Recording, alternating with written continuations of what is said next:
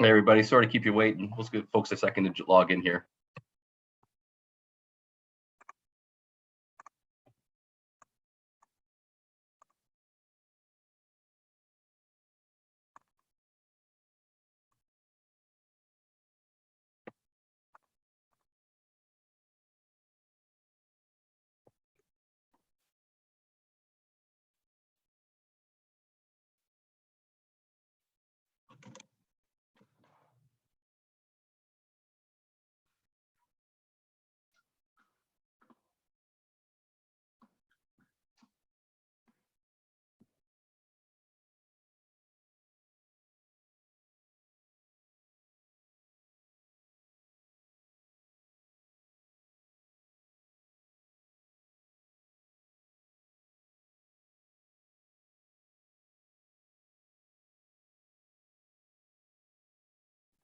Okay, I think we'll get started here. Hey, sorry to keep everybody waiting there.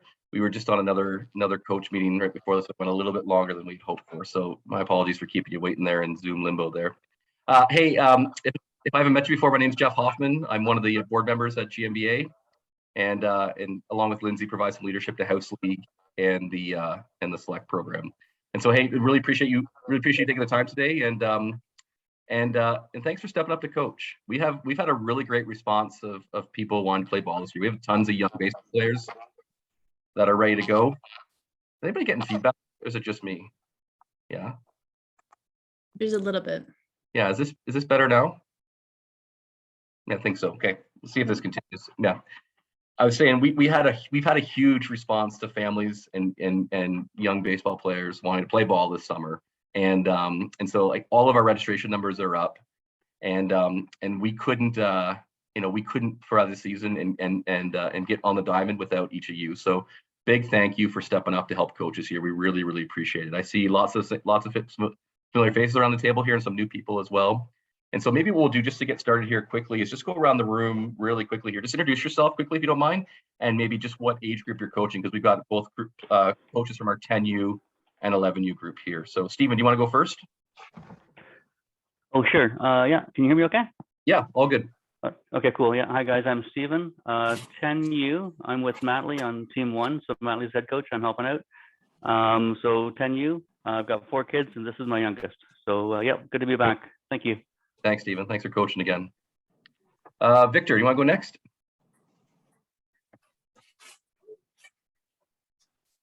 Oh, Victor, we can't hear you. I see you're unmuted, but. Hold on. Can you hear me now? Oh yeah, we got you. Yep. Okay. Victor McCady, I'll be coaching under 11. My stepson's on the team, Michael Lynn. First year out, we've just moved to the area a couple of years ago before the pandemic, so we're looking forward to being out in the league this year. Cool. Awesome, Victor. Thanks for helping out. Chad, I'll come to you at the very end if that's cool. Kate, over to you. Hi everyone, my name's Kate and I've never coached before, and this will be the first year, and my stepson Elliot is on Victor's team. So I used to play baseball, and I'm looking forward to coaching for the first time, and it's Elliot's first time playing baseball too, so we're both newbies. Awesome. I'm glad to have you both. That's great. Thanks, Kate. Matley. Hi, my name's Matley. I'm coaching the 10U team 1 with Steve. My son Matley Jr. played last year, and now. Oh, you just went on mute. I lost you. My daughter Macy here is very excited to play this year with her brother, so we're looking for a good time. Awesome. Thanks, Matley. Jeff. Hey, I'm Jeff. Met some of you before, but coaching one of the U11 teams this year. Chad, sorry for all the trouble so far with emails, but it should be dialed in now. Awesome. Thanks, Jeff. Peter. Yeah, hi. Peter Hadfield. I'm coaching 11U, team 4. Pulling double duty this year. I'm also coaching the select team too, so hoping to get a chance to talk to all of you at some point. Awesome. Thanks, Peter. Ryan. Hi, I'm Ryan. I'm coaching 10U Team 4, I think, with Mark Lau. Awesome. Thanks, Ryan. And Ryan was just on our other call as well. So Yeah, lots of calls today. yeah, thanks. Appreciate it. Jordan. Hi, I'm Jordan. I'm with the 11U. I'll be coaching with David. It's my son's first year as well. I used to play back in the day, so looking forward to some baseball this year. Be great. Yeah, me too. Awesome. Thanks, Jordan. David. Sorry, is this working? Yeah, we can hear you loud. Okay. Hi, I'm David Rose. I will be coaching Team 6, U11. Awesome. Thanks, David. No And problem. and then Mike.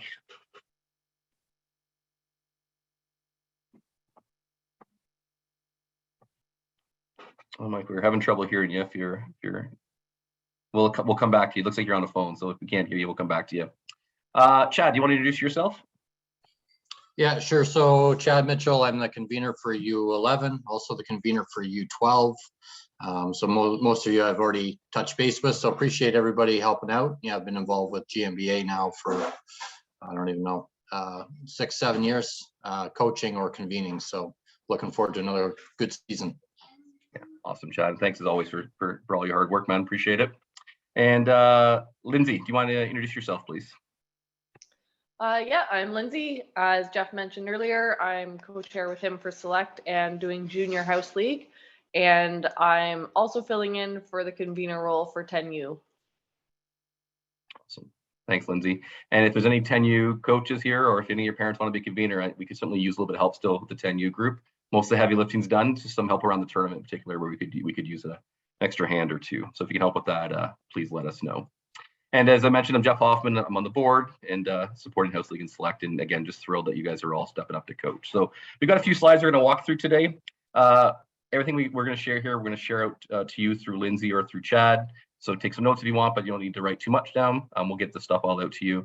And it's also pretty, hopefully you'll find it's fairly informal sort of group here. So if you got questions or something you want to talk about, just throw up your hand or just spit it out. We'll get to it right away. No need to no need to wait to the very end. Okay, so we'll get started here. Here are your contacts. Chad is your 11U convener, Lindsey your 10U convener, and then my role as senior commissioner is to provide support to both Chad and to Lindsey. So timeline wise, we're almost on the season, almost ready to hop on the diamond. You will be on the diamond next week, as you know, with your team practicing. So you should have received your completed team lists from Chad or from Lindsey. Hopefully you've already been checking with your family so they know that we're good to go, so that they can start to pick up their jerseys starting next week at Hometown Sports. So player shirts, hats, and pants are all ready to be picked up. Swing by Hometown Sports starting tomorrow and pick up that stuff. Same thing with coaches' shirts, coaches' hats. Swing by Hometown Sports, and once you're there grabbing your kids' stuff, and you can grab your coaches' stuff there as well. And so you'll be all set for the season. You should all have your equipment already, but if you weren't able to get out last week to see Dave up at the office, we'll reach out to Chad or reach out to Lindsey, and we'll get you in touch with Dave and find another time for you to get your gear, but you'll need before you hop on the diamond next week. So timeline wise, spring training. So the first 2 weeks of May, we're calling spring training. So these are practices starting May 2nd, and then again the week of May 9th. And then your season for 10U will begin on May 16th. Will be your first game, and the 11U group, your first game is May 17th. We've got new this year. We've got tournaments for all of our divisions from 8U through 19U. So the 10U tournament is June 17th to June 19th. The 11U tournament is June 24th to June 26th. And we'll talk a bit about tournaments in a little bit, particularly around pitching and how you need to manage your pitching staff to get you through a tournament. It's a bit more difficult. And then playoffs are July 17th to July 22nd for the 10U group, and July 23rd to July 28th for the 11U group. And so we'll have the ball season done prior to the August long weekend. That's our goal. And if anybody's still looking for more baseball, we are going to run some fall ball starting in August for anybody who wants some more baseball throughout the fall. So practices. So we're going to spend a good chunk of time today talking about practices. We're going to walk through a practice plan and some progressions in your practice plan to help you run your practices from week 1 right through to to week 13, week 12 at the very end. And so we'll walk through those in some real detail here. And so a couple things around practices just to start with. One is really encourage you to start on time and to end on time. So if you tell your parents you're starting at 6 and you're ending at 7:30, do your best to hit both. If your parents are arriving late, they'll get used to you starting on time, and hopefully they'll work to get their players there, on time. Okay. All good. So there's a couple links in here. There's some good practice tips and planning stuff here that you can click on this link and take a listen to, when you've got some time. And then, all good practices begin with a good warm up. Let's get that heart pumping a little bit. And so there's a good warm up, good baseball warm up here, 10-minute baseball warm up again that you can click on this link and run you through a really good warm up prior to your practice beginning. Team practices, you will practice with with another team on the diamond with you at the same time, right? Because there are at 10U, there are, is it 4 teams, right, Lindsey? Yeah, 4 teams at 10U and then 6 at 11U, right, Chad? Right? Yeah, so every time you practice, you will practice with another team. You'll share that diamond with the same team throughout the entire season as well. So you'll all be on the same diamond together. So we recommend a good warm-up lasting about 10 minutes or so, get that heart pumping, and then about 10 to 15 minutes on throwing. And we're going to talk a lot about throwing here today because in the 10U and 11U age group, your biggest area of development is pitching, right? We are now moving from the pitching machine for your 10-year coaches to a live pitcher. And this is a huge jump in baseball, right? And so developing pitchers is going to be our focus primarily as coaches here at the 10U and 11U age group. And we really believe at GMBA that our best pitchers are really our best throwers. And so to teach a player how to pitch, we first got to teach them how to throw a baseball. And that's the #1 skill. If you can throw a baseball well, you can become a pitcher, right? But if you can't throw a baseball very well, it's very difficult to be a pitcher, right? And so throwing is going to be critical. Over about half of your practice is going to be spent on throwing. And at least the practice plan we're going to walk you through today is going to be spent on throwing to really encourage you to develop that throwing skill in your pitchers and your players. And so that, by the end of the season, you'll hopefully have on your team a group of 9, 10, 11 pitchers that you can bring into your game and pitch for you. That's certainly our goal as we work through the season here. Okay. And so the throwing progression, here's what we recommend with our 10U and 11U players from the throwing progression. So this is this 10 to 15 minutes at the beginning of your practice. After you've warmed up, you've done your dynamic warm up, you've stretched, you're ready to go. Here's what we want you to focus on. First thing is we want all of our players throwing the baseball with a 4-seam grip. And so that is, and there's a couple reasons we want to throw with a 4-seam grip, right? But #1 reason is that's the pitch, that's the ball that has the most truest flight, right? It goes the straightest, 2 seams tend to have a little bit of sink to them. The 4-seam grip tends to have the truest flight on the baseball. The second thing it does is the 4-seam throw is the most is often the fastest as well. Of all the pitches you'll throw or the balls that you'll throw as a baseball player, the 4-seam tends to have the highest velocity on it as well. And so no matter what position you play, outfield, infield, pitcher, catcher, we want everybody throwing at a minimum, learn to throw with the 4-seam grip. And so we encourage you at the beginning of your practice to have your players practice picking up a baseball out of their glove and finding that 4-seam grip. And at 10U and 11U, some of them might throw, many of them will actually still throw with 3 fingers, right? Versus the 2. That's totally cool. Or maybe the whole hand, if their hands are still little, they need to throw the whole hand. That's totally cool, right? But we still want them throwing with the 4-seam grip. And so what we encourage you to do is to have your coaches walk the line when they're playing catch and say, show me that ball before they throw it, right? And then they can make that throw to their partner, okay? Start about 20 feet apart or so, maybe it's a little bit closer depending on your group. And at this age too, we do want players to start to be able to play catch together, right? You need to be able to catch a baseball and throw a baseball. However, you may have some players, I know you do, that are brand spanking new to baseball. And if it makes sense for them to play catch with an adult, their parent or a coach versus another player, while they learn to develop their catch skill, because that's a skill we got to teach too. Absolutely do that. Substitute an adult in for that player, because last thing you want is a player, everybody just chasing baseballs forever, right? Nobody's going to get their ability to, you're not going to get the throws that you want to get. So if you need a coach or an adult to step in with a player or 2 or 6, that's totally cool, and I absolutely recommend it. And maybe you start there and you progress by the end of the season where everybody's playing to catch with another player if you need to. You'll figure that out once you get to know your players, right? And so when we play catch, when we do our warming, so we want you to start about 20 feet apart, and then every 10 throws or so, or when the players feel good, right? Early in the season, you might find, hey, nobody's thrown a baseball since August or September, October. It might take them more than 10 throws to start to get loose before you can back them up a little bit. Or you might be good to back up after about 10 throws or so. So talk to your players, get a sense of if they're comfortable, take a step back after a few steps back after 10 throws or so. And when we're playing catch in our warm-ups, we encourage you to use this one throwing technique that's called a step behind. There are thousands of ways to throw and progressions to teach to throw in a baseball. But given the limited time that you have as a house league coach with your players, we encourage you just to use this one drill, which is a step behind drill. I'm going to show you that drill here on screen here. Once we get through the commercial here. It's a real basic throwing drill that just involves, and so this is a left-hand thrower, but in this case here, just stepping behind the left-hand thrower, their right foot behind their left foot, their glove side foot, and moving forward. For your right-hand throwers, they'd step behind their, they'd step behind with their right foot behind their left foot, with the left-hand thrower stepping behind with their left foot behind their right foot. And there's a reason we like this drill. It does a couple things for us. One is the best thrower, when we're throwing a baseball, we want to be moving towards our target, right? And by this drill really promotes us moving forward when we're throwing a baseball. And so it's easy to do. Most of our players are coordinated enough to make this movement here, and you're moving towards your target, which is absolutely what we want to see happen when we throw a baseball. The second thing it does is it really promotes us using our lower half, right? That's where our power comes in. Everything we do as a baseball player, our throws, the hitting we do, all that power is generated from the lower half, from our legs, right? And so this really forces you as a baseball player to get into your legs when you go to throw that baseball. So as we're trying to help our players become better throwers, using our legs is a real critical part of that. And this drill forces you to use your legs as part of that.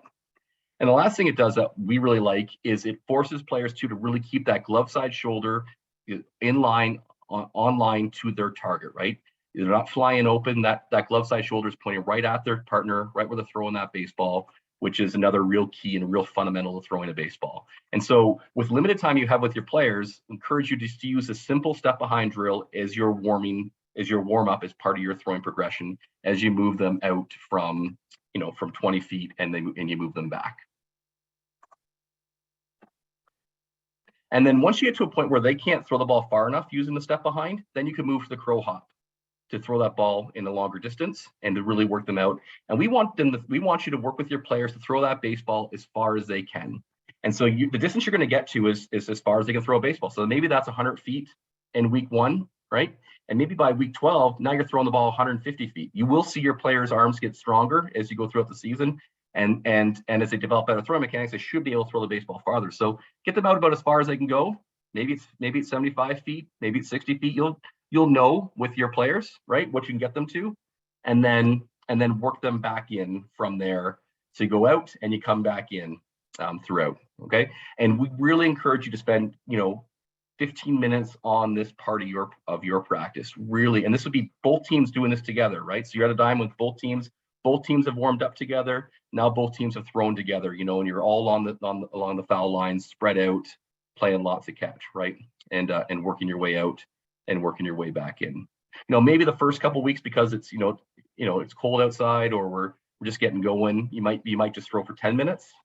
But by the time you get into June and July, I think you could absolutely spend 15 minutes of your practice throwing a baseball. Okay. Any questions around the throwing part and the warm-up part before we move to the next part of our practice? Nope. Okay. So from there, for the next 10 minutes or so we've got 10 minutes of warm-up, stretching, we've got 15 minutes throwing. The next 10 minutes, we want you to utilize the infield, because you're going to see in the next slide that the infield is going to be, you're not going to be able to use the infield for the rest of your practice, because you're going to be using batting practice. That's going to be the batting practice area of your infield, of your practice plan is going to be in the infield. So for you to take actual ground balls in the infield, it's going to be hard to do. So what we recommend is the next 10 minutes after you've thrown is everybody comes to the infield. So all 24 players that you've got on your team come to the infield, and you split them up. So in this case, these squares here are the players. So split them up into 4 groups or 5 groups of players here, 6 or so players per group, and have them take ground balls. And you might just start off and making it really simple. They got a coach here who's hitting a ground ball to the third baseman, and they're throwing it back to the coach here at home. Nice and easy, right? Same thing here, and then a ground ball to the shortstop group, throwing the ball back home, right? And then over here, you got another coach hitting ground balls to the second base group, throwing the ball home, and the first base group and throwing the ball home. And the idea is that we got players in multiple stations, right, in multiple groups with lots of reps happening all at the same time. And you might start this too. Your first couple weeks might be, you might decide, you know what, my guys and gals aren't ready to receive a ball hit off the bat yet. Wait, we're still getting going. So you could roll a ground ball to them to get started as well. You could totally do that and they throw the ball back if that's where you want to start from, right? And progress up to the point where they receive a ground ball off a bat, depending on where your players are at. You'll get a sense of that pretty early on, right? And so we talked about progressions here. We could roll the balls to start, moving to a bat as the season progresses. You could have players throw to a base and some throw to home. So for example, this side here, you could have the coach hitting ground balls to the second baseman who's throwing the ball to first base, right? And then this coach here is still hitting the ground balls to third base and shortstop and throwing the ball home. So you still are getting the baseball play being made here, right? But these players are still getting ground balls hit to them, right? And then throughout your 10 minutes here is you're moving players between position, right? So after they've had a chance to go through a couple times, now the third baseman becomes a shortstop, second base, first base, and then first base all the way back to third base, and so on and so forth. You know, we want players to play multiple positions. You know, we're rec baseball, so really work to spread your players out amongst all of their, all those spots, right? And you can, work with the coach, your other coach, to plan this out and say, hey, what do we want to work on this week here? How do we want to progress our fielding station here as well? Okay, so that takes you, so 10 minutes of stretching, 15 minutes of throwing, 10 minutes of infield, so we're about 35 minutes into your practice. So the last hour or so is going to look something, we recommend to look something like this, okay? And I didn't say this off the top, but I should have. The other thing too, I just want to mention is that there's a lot of coaches here who have done lots of coaching before, some who are brand new, but some who I know have been coaching for a long time. So if you have a better way to do this, so you have another idea from your practice planning point of view, or you have other drills you want to use in place of these ones here, you absolutely can do that. But if you're looking for some ideas or a place to start, or just a way to structure a practice so it's efficient with both teams on the field, definitely use these templates here. So you can use it fully the way they're as we've got them written, or you can adjust them as it makes sense for you and your team as a group that are on the field together. Okay. So the last hour of your practice will look something like this. You're going to take one team of 12 players, and they're going to be in the infield area here. And you're going to take the other team of their 12 players. 6 will be in left field, and 6 will be in right field. Okay, so you got sort of 3 things happening, or actually it's more than 3, but many things happen at the same time. But 12 players are in the infield area, and we're going to talk about what they're going to do. 6 here in left field, 6 in right field, and we'll go through in some detail about what each of them looks like here. So groups in the infield, you're going to have a couple players here hitting, so doing live BP with a coach, hitting off a coach pitch BP. You're going to have a couple players running bullpens down here, pitching a bullpen here on the side with a coach. You have a player working on base running here. That's this group here, number 3. You have a player over here, or maybe 2 players working on hitting wiffle balls with the coach, so getting more swings in, more batting practice here. Then you're going to have maybe 3 players or so shagging ground balls that are hit in the infield as well. So that's how that infield group's going to rotate. So get those 12 players from the team that's on the infield area is going to get split up like that, and then they'll rotate from position to position, and it'll look something like this. So for practice areas 1 to 5, so these parts here 1 to 5, these ones here. Primarily it's just focused on hitting and pitching. So on the hitting area, if you're looking for some fundamentals around teaching a player how to hit, where to stay on the box, where your hand should be, how the load works, the stride, you get to the swing. Baseball Canada's got some great just fundamentals of hitting link right here. You can just pull that up and get some baseball hitting fundamentals that are really sort of basic that we'd want all of our youth players to use when they're hitting. So area 1, so this is live BP. So that's this area right here. So coach pitch batting practice, right? Because players are now hitting off a live pitcher, so we want them to see a moving pitch. So what we recommend is you've got 2 players in this area here. One is hitting and one is the on deck batter. So you can quickly switch between the 2 of them, that they're both ready to go. And so what we're teaching all of our hitters at all of our age groups is, first thing we want to teach them to do is how to bunt, because you bunt in baseball. Bunting is part of the game. We want to teach you how to bunt. And so as part of your BP is your first 2 pitches, we want you to bunt that ball. And, if you got a player who's, a little bit more afraid or trying to learn, you're trying to teach them how to bunt, that's a good thing to do down the wiffle ball section, which we'll get to in a section. But in the wiffle ball BP section, that might be a spot where you teach the bunting skill. And then once they're ready, you bring that into your live BP session here, right? So 2 bunts you start with, and then the player gets 8 swings. And then they switch with the player who's on deck, and that player comes in, takes her 2 bunts, takes her 8 swings, and then switches again with that player who was just there, because you get to hit twice in the coach pitch batting practice station. So 16 swings is what we'd like you to get as a batter every single practice off a coach pitch BP. Now, if you don't, so at this age group where you guys are practicing at Aramasa. Actually, I think I said the wrong practices diamonds last time, Chad. Yeah, these guys are practicing at Aramasa and at Mollison.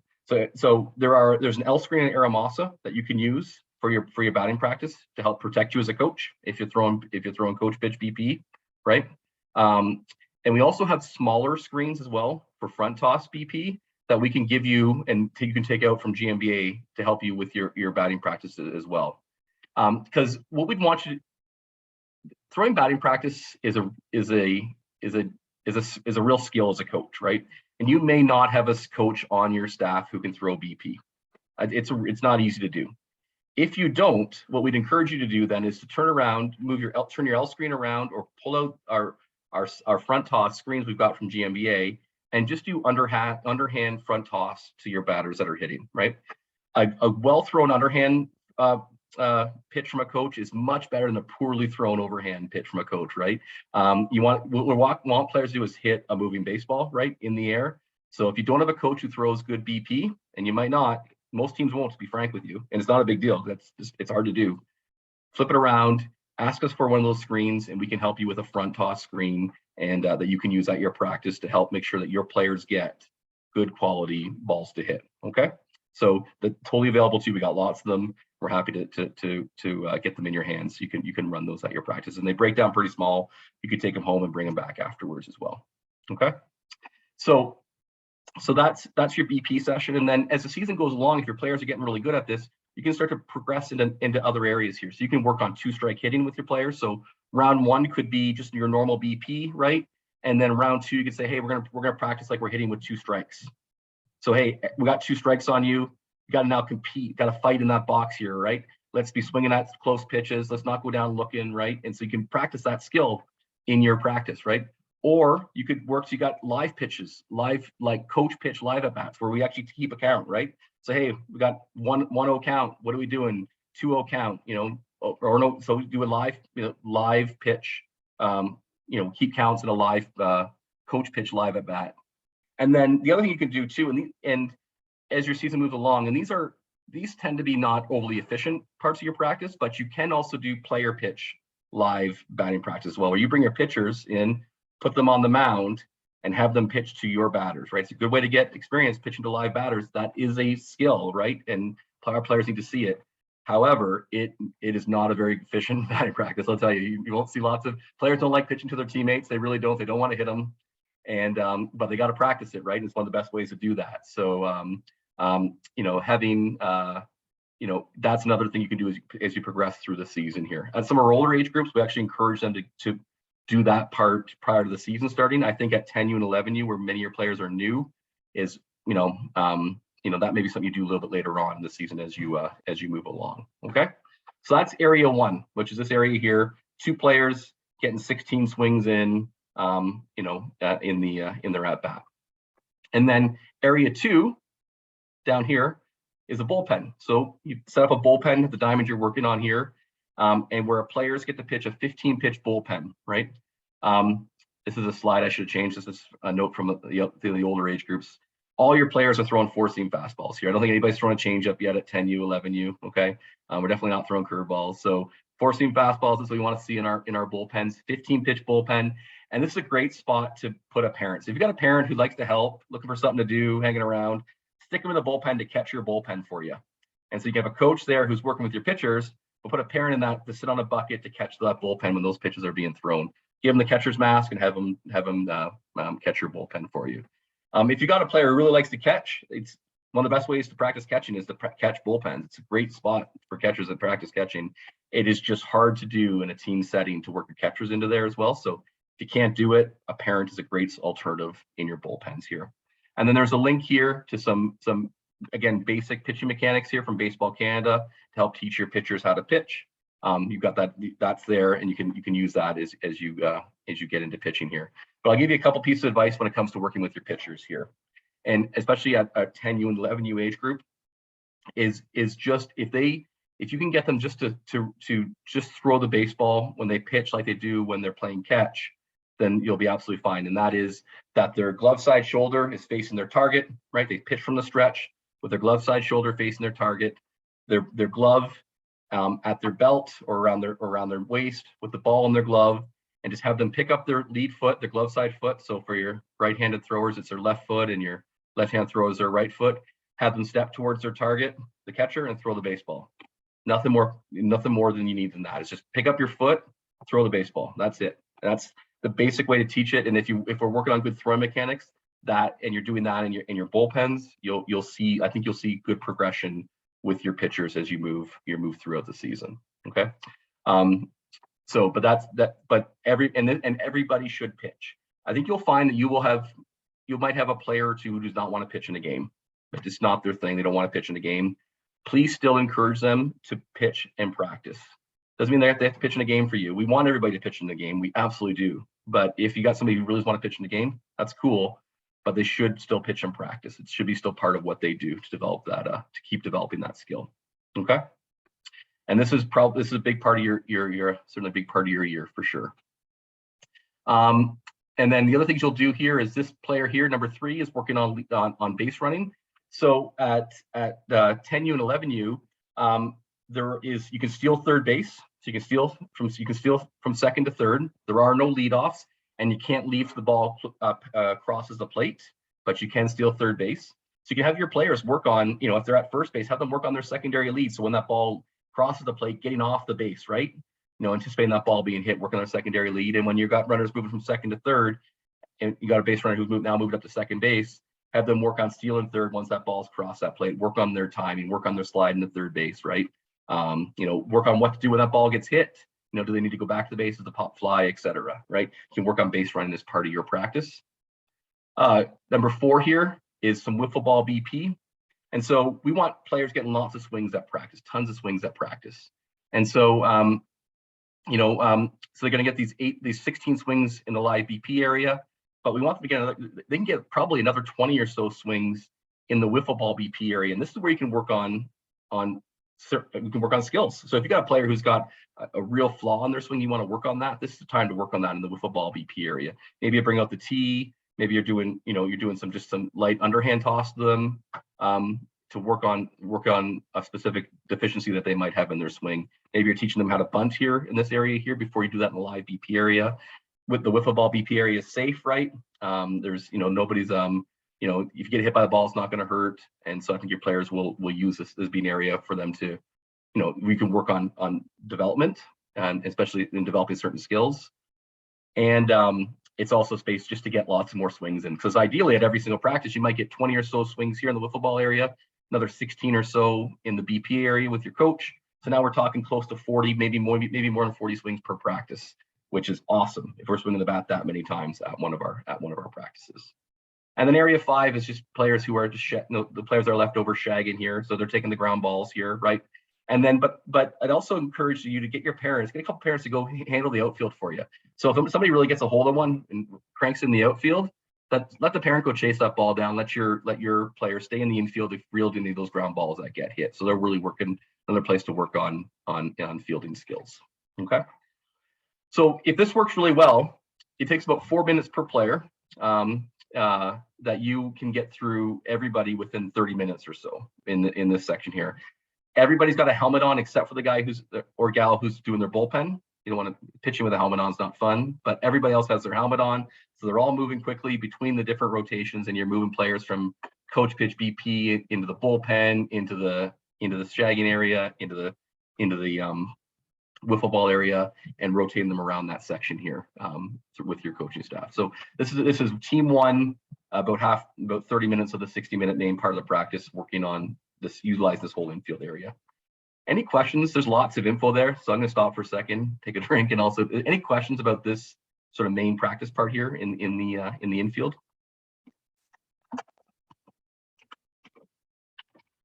Okay. So let's talk about practice area 6, which is this part here in left field here. So practice area 6 and 7 is where team 2 is going to be. for the first 30 minutes of this main spot. Half the team in left field, half the team in right field. So the team that's in left field is going to work on throwing for the entire 15 minutes. Is going to be about throwing a baseball. And so you've already thrown the ball for 15 minutes as part of your warm up. You're spend another 15 minutes throwing a baseball here in the outfield. And so this is where you can get into specifics around throwing mechanics. It's a really good link here. Baseball Canada's throwing mechanics, thoughts around throwing mechanics are here. And we want you to spend 3 to 5 minutes at every single practice, making sure your players are using proper mechanics when they're throwing a baseball. And then after that's done, the next 10 minutes or so while you're in the station, have some fun throwing a baseball, play lots of different games. And these are just a few ideas. I'm sure you can come up with, you can find others to use to help players, to have players throw the baseball lots, because that's how you build that skill. It's through that repetition, through that muscle memory, right? Which is built through repetition. And so, so here's just a few ideas about how to help you build, throwing skills and to have some fun throwing a baseball. So one game is called step back. It's quite simple. You start maybe 10 feet apart, throw a baseball. Every time you catch the ball, the players together step back 1 step. The kids step back, and let's see who can get the furthest back until they drop the ball. And then start over again, right? Or maybe if you miss it, you step back in and you time it over a certain period of time as well, and to see where you end up here. One that I love is quick hands. You players about 50 feet apart, 40 feet apart, maybe 30 feet apart, depends on the skill level you've got.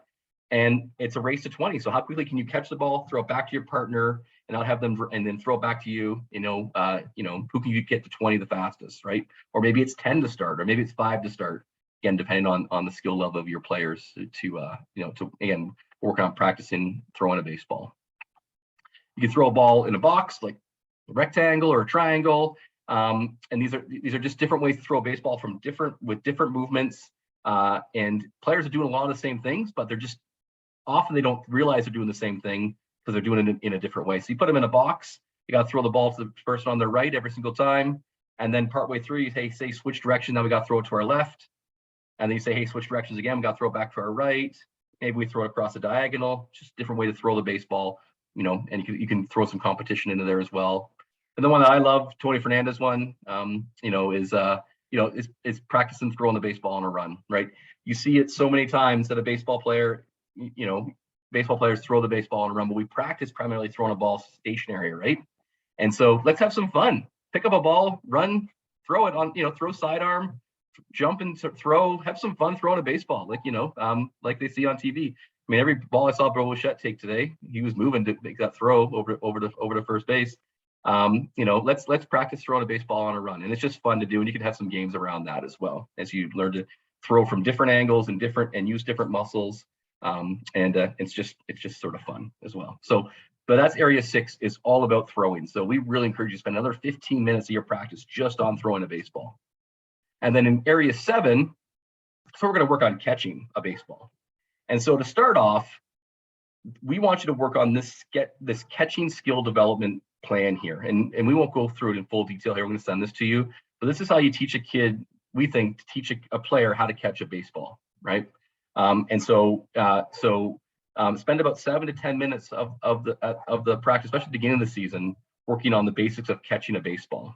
Because that's obviously a fundamental skill and one that we got to teach our players how to do. And so this sort of walks you through about catching the ball above the belt, below the belt, on the glove side, backhand, etc. And as you work through your players, this is with a coach leading their players through those catching skills. Okay. And then once you've gotten the sort of catching skill mastered, you might get to it quickly, or you might need the whole season to get there. But if you get it mastered, then you can maybe just say, hey, in area 7, we're going to work on some outfield stuff. And so here are some ideas around fly ball drills to work on catching fly balls or pop flies, some games you can use, etc. in that area 7 there around practices. So, but primarily we want you to focus on catching a baseball in area 7, work with the players on that end. But if you get through that pretty easily, then let's work on the fly ball piece here in the outfield as well. So that sort of takes you through your full hour and a half, probably an hour and 35 minutes practice with your players. Okay. Any questions about that? No? Okay. Last thing I'll say about development here is we also... I do have a question. Yeah, go ahead. Yeah. Are uniforms required for practices or just for the games? Yeah, just the games. I mean, a lot of players will wear their uniform to practice, their pants, but it's games is where they're required. Yeah. And to be honest, it's pretty easy going, right? As you all know, right? Somebody can't find their pants that morning, they throw a different pair of pants on. That's good. We just don't want shorts on the field, right? That's about it. But yeah, we're pretty easy going. Yeah. The hat, can't find their hat, they got a different hat on. Usually the jersey, they can find the jersey usually. But so okay. The other thing around player and coach development that's happened this year too is twice this season, your team will go into Peak Performance, PPA Hit House, and have your practice at their facility run by their instructors for your team. So that'll happen twice a year. It'll be scheduled on your practice night, one of your practice nights. And so instead of going to your diamond, you'll go to Peak for that practice. And their team will take you as a coach and your players through that practice. We're hoping it's as much a development for your players, an opportunity for development for your players as it is for you as a coach, right? I think you'll find some really great ideas from what they're doing there that you can bring right back to your practice and incorporate in what you're doing at your practice as well. So that'll happen twice, probably once around near the end of May or early June, and then once around the end of June, early July. Your teams will be into their facility for a practice. So that we'll note that on your schedule. Once we get it finalized and on your schedule, we'll make sure Chad and Lindsey know. They can make sure you know what that's looking like too, and you can make your way in for those practices as well. So we're excited about that. I think it's gonna be a good value and a good addition to what your players are getting from a development point of view this year. Okay, tournaments. So tournaments. So we got our tournaments on either the June 17th or June 24th weekends. Your teams at tournaments will play a game on Friday night. They'll all play 2 on Saturday. And then the top 2 teams will then move to the championship game on Sunday, okay? And pitching depth is going to be critical for you to make this work. We're going to talk about the pitching rule in a second, but just so you know, pitchers can only pitch 2 innings per day on your team, okay? And they can't pitch on back-to-back days. So games, and then what we're going to do for tournaments is that game length for tournaments is going to be maximum 6 innings, hour and 45-minute time limit, or 6 innings, right? So theoretically, you may need 3 pitchers for your Friday night game, right? And those pitchers who pitch Friday night cannot pitch on Saturday because you can't pitch on back-to-back days.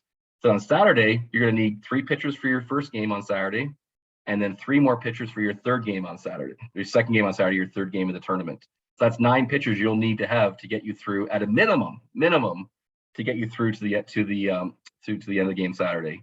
And then on Sunday, your pitchers who pitch Friday could then pitch for you on Sunday in the championship game again for you as well, because you need 1 day's rest before you can pitch again. You can't pitch on back-to-back days. So say all that just to say, we really want you to encourage you to develop pitchers on your team. You need lots of pitchers. And it's okay if somebody struggles throwing strikes. There's a mercy rule in place for that reason, which we'll talk about in a second. That's totally cool, right? But it's going to be critical for you to develop pitchers as a coach. And it's going to be fun too, as you sort of work through that strategy as a coach. That's one of the best parts about coaching, right? But it is it's going to be a challenge as well for you to work through that. So we'll talk about the rules in a minute, but that's going to be a big part of I think the teams that are successful at on the tournament weekends will be the teams that have that depth in pitching and have been able to develop that. Okay. Playoffs, our 2 playoff weekends. We're still working out the exact schedule, what that's going to look like. But what I can tell you is that 4 teams will make it to the semifinal round. So there'll be the 10U group that's got 4 teams. Everybody's going to make it to the semifinals, and then the 11U group. There'll be 4 of the 6 teams will make it to the semifinals. We're trying to get lots of players playing as much baseball as possible as we wind up our season. But more to come on the schedule there. But what I will say, just like we did last year, for those that were around last year, the seedings for the playoffs are just are a random draw. They're not based on the standings throughout the regular season. So it's totally okay to lose games during the regular season, right? They don't really, although we keep standings, they don't really matter at the end of the day, right? The kids want to know, parents want to know, coaches want to know how you did, right? And we're here to compete. At the end of the, we certainly want to compete. That's part of what we do when we play sports. But when it comes to the standings meaning anything from a seeding point of view for the playoffs, it's just a random draw with who plays who. And on the 4-team league, you're gonna play everybody anyways, probably in the round robin before you get to the playoffs. So it won't really matter. Okay. I'm gonna jump on just around games here because I want to go to rules for a second here. And while I'm pulling that up, Chad, can you talk a bit about the accommodation we're going to do at 11U, just so all the coaches are aware of this? Yeah, sure. So team one of my sons actually is got a physical disability. So he will play in the field as he sees fit, but he'll just act as a rover. The only other accommodations that will happen for him essentially are he can either hit off of a tee, or Victor will pitch to him, or another coach will pitch to him. Jeff will let the umpires know, so there's no issues, and he'll just play the bases like normal. So if he's out, he's out. And most of you that played last year will probably be familiar with this anyway. Yeah, but no other issues. Jeff, he'll just, you might take an extra minute in the infield just to get back up and that kind of thing. But other than that, it's all rules in play. Awesome. Thanks, Chad.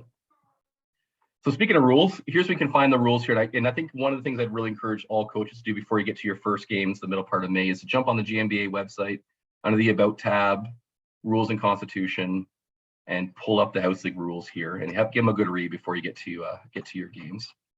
So we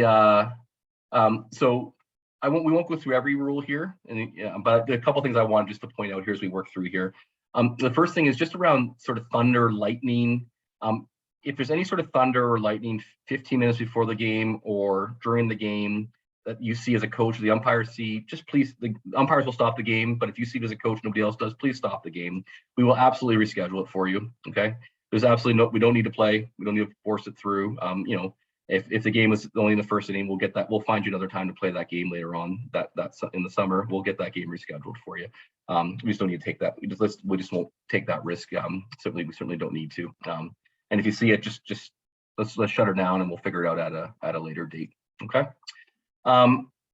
The batting order, everybody hits right in your order, so everybody will hit. That's there that day, and then your games will be 7 innings for your regular season games and playoffs. The 6 innings for the tournament, or an hour and 45-minute time limit. Okay, so no inning can start after an hour and 45 minutes. Or 7 innings, whichever you get through. I think you'll typically find yourself probably closer to about 5 innings per game is typically what you probably see. The other thing I just want to share here is it's a maximum of 5 runs per inning, per half inning when you're on the offense, and there is no open inning at the 10U or 11U age group. Okay, and then 10U to 13U, if a player hits 2 batters in a game, the pitcher has to be removed from the pitching mound. Okay, so that's one of the rules in place. If somebody has some control issues, they just have to come out of the game. They're not ejected; they just can't pitch anymore that game, and then bring somebody else back in. They can pitch again the next time that's they're scheduled to pitch. Okay. So that's sort of the general pieces here I wanted to highlight. And then under the 10U, 11U group, there are some division-specific rules that we should go through and talk a bit about here. So first thing, at 10U, there are no walks. This is the first time everybody's pitching, so nobody gets walked. If you get to, so what happens here, so I'll read the rules here. There are no walks. After ball 4, the batter will be given the opportunity to hit off the tee. The ball hit off the tee must travel past the dead ball line as determined by the umpire. If after 2 attempts, the batter is unable to put the ball in play, they'll be declared out. Okay, so you can strike out at 10U, but you don't get walked at 10U. Okay. For you 9U coaches who coached last year, there was no strikeouts, right? We brought the tee out when we struck out, right? This year, we're bringing the tee out if you get walked. I remember that this rule makes a big difference. And I remember when it first came into play, prior to this rule, we were getting like 3 innings in the baseball game. There's walks all over the place. This puts so many more baseballs in play. And although it looks a little bit funky, it makes for it's a great way to introduce pitching. There's no penalty. So again, as a 10U coach, if you're developing pitchers, doesn't matter if they walk them. It's totally cool, right? We're bringing the tee out. Let's make a defensive play. Let's get out of this inning, right? So, okay. Does that make sense, 10U coaches? Yeah. 11U, there is a walk. So there's no tee. So at 11U, now you would walk after ball 4. So the tee has now been removed. It's just normal baseball rules. You can walk after ball 4. Okay.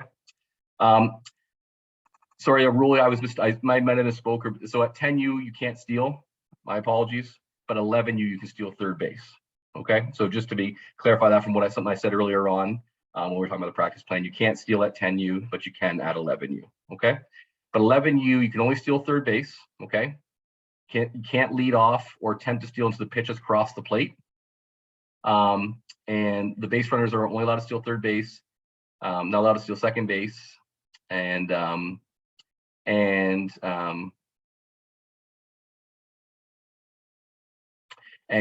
can't steal second base or home base. You can't score on a pass ball or a wild pitch as an 11U coach. And the only way you could score is if you're stealing third base and there's an overthrow to third, then you could score on that overthrow by the catcher to third. If that makes sense. But you can't steal home. You can't score on a pass ball. Can't score on a wild pitch. Those types of things. So only steal third and can score on a throw by a pitcher. Okay. You can't run on a drop third strike, so you're out automatically if that was to happen. And then the pitching rules we've talked a bit about. You can only pitch 2 innings on a calendar day. They must be consecutive innings, so back to back. Inning is to, 1 pitch thrown in an inning is considered an inning.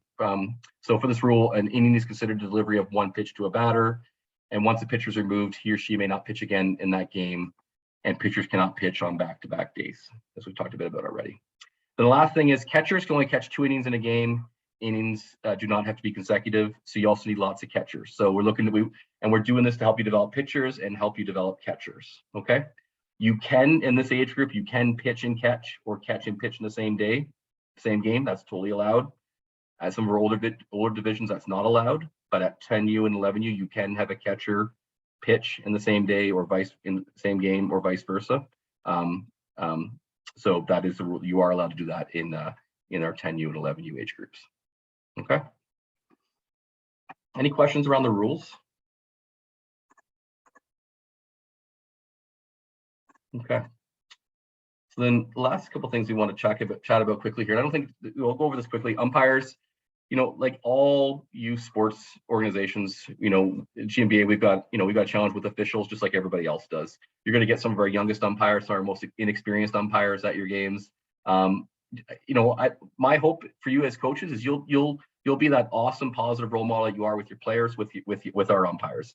So if you see an area that you can help them with, maybe it's an area of positioning or some advice for them, please share it with them, right? When you come to your plate meetings with them, many of them are going to be nervous to talk to you, right? They're talking to an adult, and help them along with their plate meetings. You walk through the ground rules with them, just be that awesome role model that that you are with your players, with our umpires as well.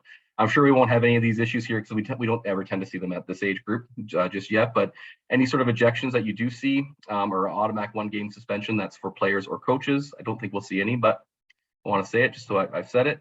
And then if you do have any concerns with an umpire, bring that forward to your convener, bring it forward to myself, and we'll make sure that feedback's passed on to the umpire assigner and the umpire in chief. As they can use that as a tool to help develop that umpire as well. Maybe set them up next time with a supervisor when they go out to umpire, and to help them, develop their umpiring skills as well. Okay. But if you got anything, please pass that along. And then last thing we'll just chat about quickly here is police checks. So we got to, we do need to do police checks. So the information is on the slides here, which we'll send out to you, so you can get your police checks in if you need to. And then really, enjoy your time on the diamond, because you're on the diamond tomorrow. Some of you are on the diamond tomorrow. I hope the weather holds for you. And then I'll show you quickly here just where to check it out on the GMBA website, diamond status here. So if you're wondering, if you come to the main page here, click on field status. This will take you to the City of Guelph sports field status, and they'll tell you if the fields are open or closed that day. And the Diamonds, the city makes this update on their website by 2 p.m. each weekday. So you can check there by 2 o'clock tomorrow and see if we're good to go. But as of right now, everything's open, and we're planning to be on the diamond tomorrow. Okay, so that's tons of info. We got about 2 minutes left here because I do want to get you out of here at 5:30. What questions do you guys have?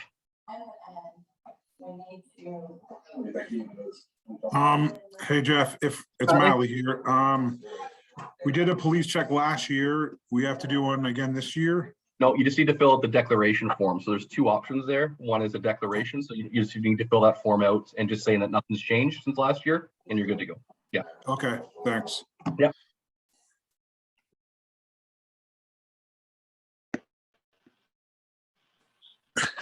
For the 10U coaches, if you guys can send over those declarations or confirmations of police record checks, that would be awesome. Just we're trying to keep track of who's done what.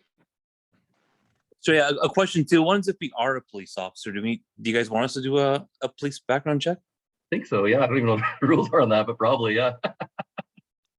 Yes, please. Yes, Jeff. Yeah. Okay, thanks. Yeah, no worries. Just a question about the other positions. Is there any restriction on they can only play 2 innings third base, or is there anything else like?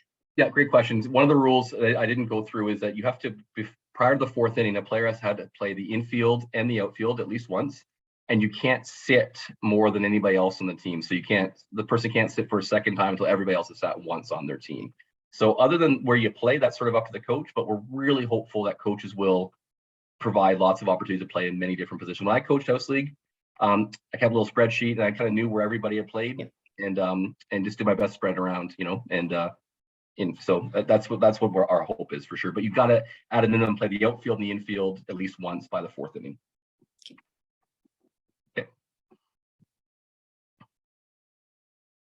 Okay. Thanks again, everybody, for stepping up. We really appreciate it. We can't do this without you, and looking forward to an awesome baseball season. So enjoy baseball this week, and we'll see you on the field pretty soon. Take it easy, Thanks very much for your time. Good night, everybody. Thank you. All right, thank you. Thanks.